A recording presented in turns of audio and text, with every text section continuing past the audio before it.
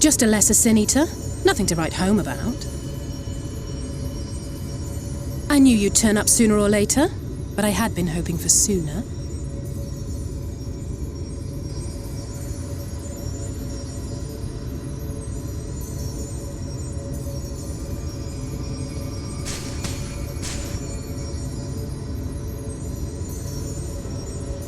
How are you?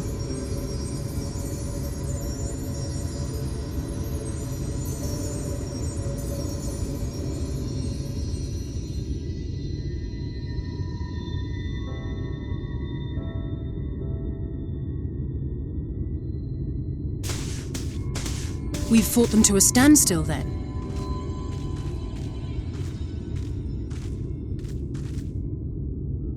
The Exarch did say that the Empire seemed to have drawn back when he last looked in on the source. But without knowing for sure how fast time was passing there, I couldn't help worrying that a lot might have happened since then.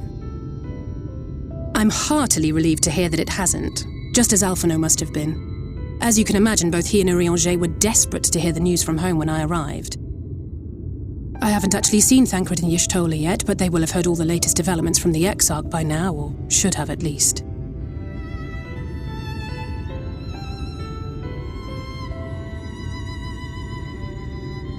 When I think of how frantic Tataru and the others must be, I want nothing more than to rush back and reassure them. But we still haven't found a way to reverse the summoning, and even if we had, we couldn't just ignore Urianger's vision. He may use 10 words where 1 would suffice, and they may often obscure as much as they reveal. But on this matter, he was as clear as day. I do not doubt for one moment that he saw what he claims. Nor how difficult it must have been to speak about them. The 8th Umbral Calamity and your death aren't exactly topics for idle conversation. As much as I might want to go home, I don't want to go home to that. We can't allow the rejoining to happen, which means we have to save the first from the Sin Eaters.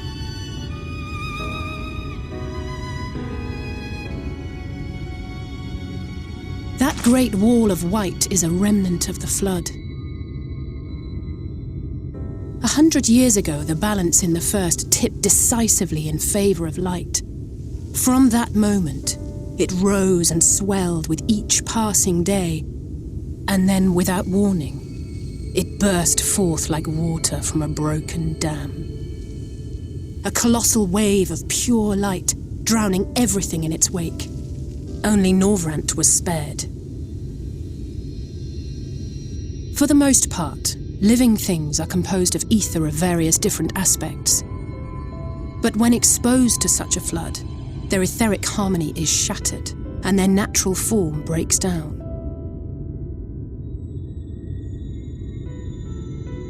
Then they either perish, or are warped into mindless abominations.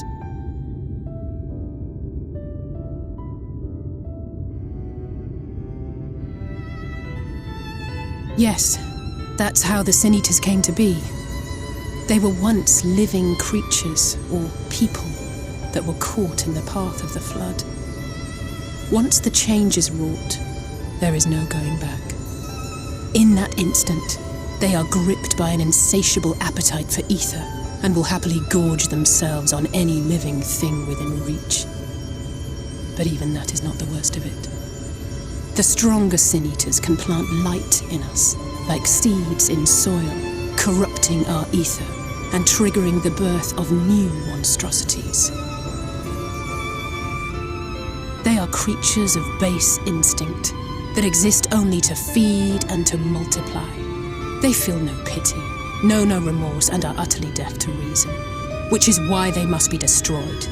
Every last one of them.